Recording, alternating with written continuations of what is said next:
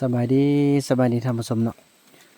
คลิปนี้ก็มาพบกับบ่าวบุญนำอยู่ที่หมู่บ้านพอต้องเหลืองคลิปนี้ก็ถือว่าเป็นคลิปภาพบรรยากาศในยามแรงบ่าวบุญนำจะพาทุกท่านมาเบิ่งเนาะนี่อันนี้คือเขาเจ้าเกี่ยมของอยู่ของกินเนาะมาคั่วกินแรงกัน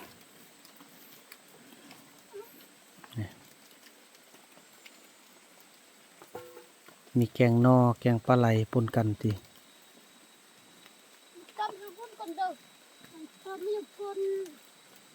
นี่พอเพิ่นเนาะไปเบิ่งนำกันพี่น้องเอ้ยเผาต้องเลือกเขาเนี่ยจะเป็นเผาที่กินสุกพี่น้องเนาะจะบอกกินดิบพี่น้องเอ้ยเขาจะต้มเขาจะหุ้งต้มให้มันสุกเนาะ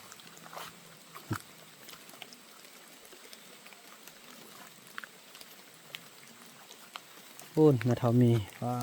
ดโถคนดีใจละได้ยาละยาสูบ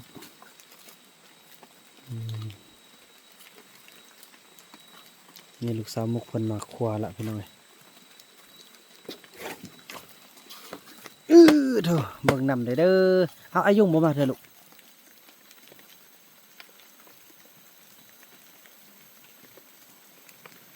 ต้มบ่เนี่ย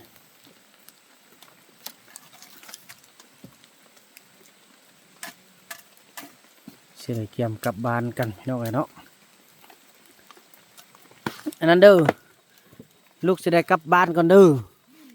แล้วคันแม่อันบ่ต้องไปป้าเลิกตึมอยู่นี่เด้อคันนั้นแหละก็คันอยู่นี่แล้วคันว่าอยากเมื่อบ้านก็เมื่อไปหาลูกเด้อลูกเฮือนท่าเด้อ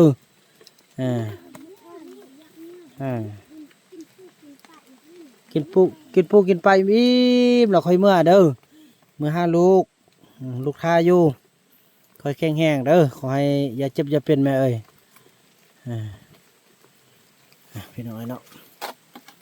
นี่โอ้ลูกสาวมุกเขา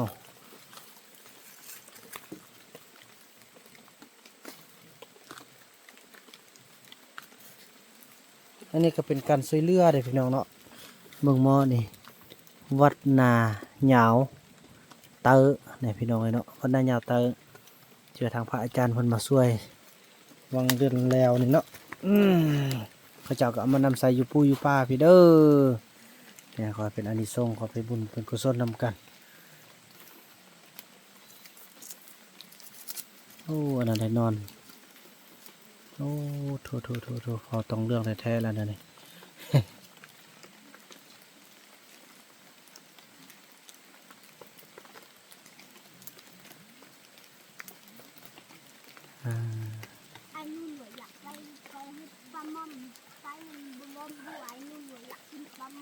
ไอ้นู่นว่านะ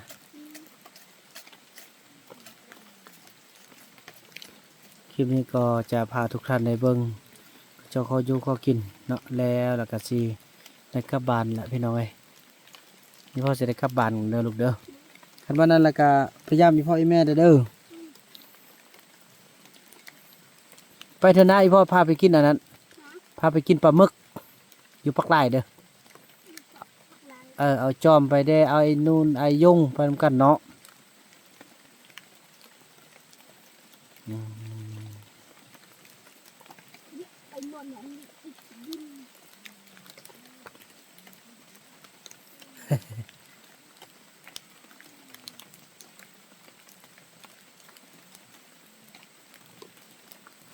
ลูกแทนนอนนี่มันบอกลูกนะลูกที่นอนนี่นอนผลอายุนอนใส่ปะนอนหัน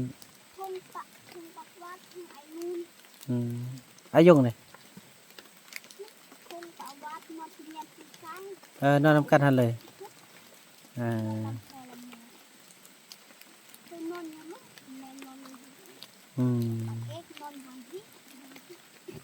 เราบอกเองมักเลย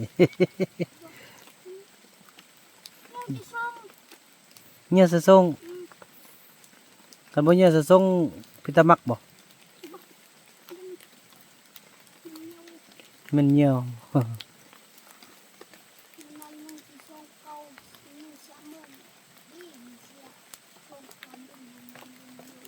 เอา กินเราพอดเอากินเรากับเราชื่อจนเมื่อคืนมื้อคืนมันเป็นเบื่อมืด อืม ไอ้เชื่องกับบ้าเบื่อมืด อืม โบกอัพน้ำกูไม่ได้อัพน้ำ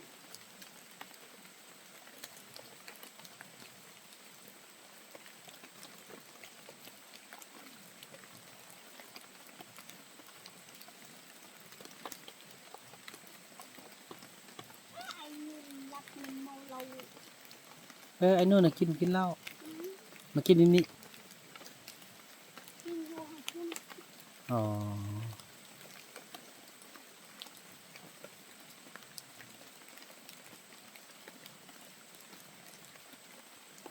มันลงมา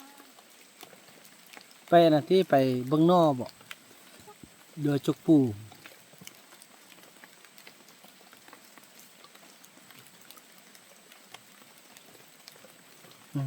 ดีใจที่ว่าได้มาซื้ออันของฝากที่อันไม่เท่ามีเพิ่นฝากให้บ่าวนำซื้อมาหมดทุกอันแล้วพี่น้อย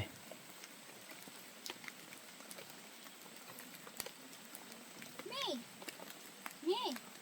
ปุ๊บบอกยาง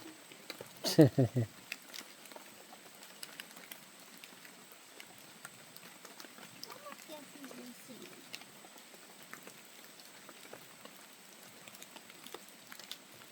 แม่ลูกมันสุดลูกนี่หรือว่านี่ อืม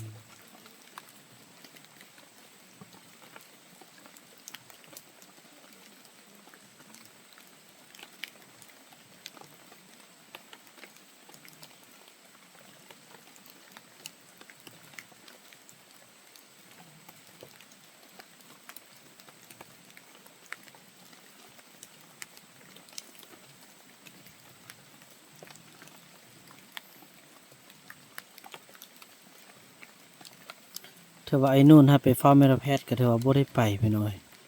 พาเช็ดเอาได้ว่าแม่แพทย์นี่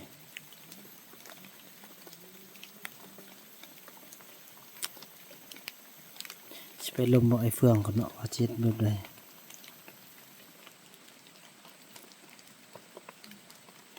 ที่แพทย์นั่งมาเลยไปเสียกินนี่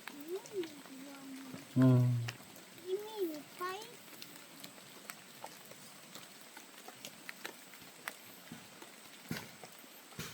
แต่เอาพอมาเต็มหัวมาใส่ลืม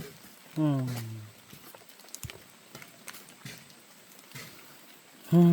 นั่นๆพี่น้องเอ้ยเนาะไปเบิ่งเขาจะเฮ็ดหยังให้ฟังละแล้วก็จะได้เกี่ยมขอบเขาเจ้าเกี่ยมกลับบ้านกลับเมืองมาวันนั้นก็สิลุยกลับก่อนเพราะฮอดบ้านก็ถือว่าค่ำพุ่นแหละพี่น้องเอ้ยและประมาณมองขากลับนี่จะไว้เด้อตอนนี้6:00 7 8 9 10 11ประมาณ5 ชั่วโมงวัดกลับมันจะไวพี่น้องแล่นพร้อมเด้ประมาณ5 ชั่วโมงก็ถึงอยู่6 7 8 9 10 11ประมาณ11 โมงกลางคืน11 โมงกลางคืนสิฮอดพี่น้องเอ้ยเนาะ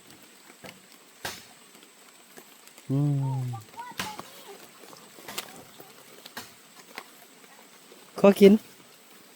ใส่แกงเป็นนัวโอ้ที่แม่ละฟันเห็นบางเห็นน่ะเอาล่ำเข้าเพิ่นสิล่ำเข้าพี่น้องเอ้ยเนาะไปเบิ่งนำกันว่าเพิ่นสิตัดบังล่ำเข้าเอาเฮ็ดอันนี้เลยมันบอกพากระบอกเข้าปานใดแล้ว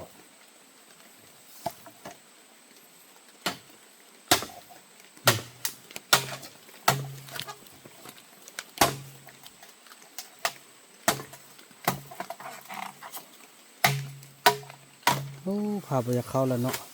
มันก็ตัดเป็นบางเลยเด้อพี่น้องเอ้ย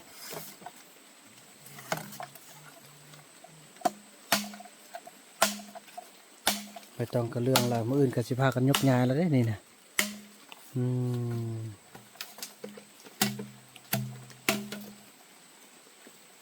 1 บัง ถือว่าพี่น้องเอ้ยจังสันเนาะถือว่าคลิปนี้บ่าวนับจะขออนุญาตจบคลิปกันเพียงส่ำนี้ก่อนจะได้เตรียมเดินทางกลับบ้านกันพี่น้องแล้วก็ว่ากันใหม่ในคลิปต่อไปเนาะถือว่าคลิปนี้บ่าวนำขออนุญาตกล่าวคำว่าสำบายดี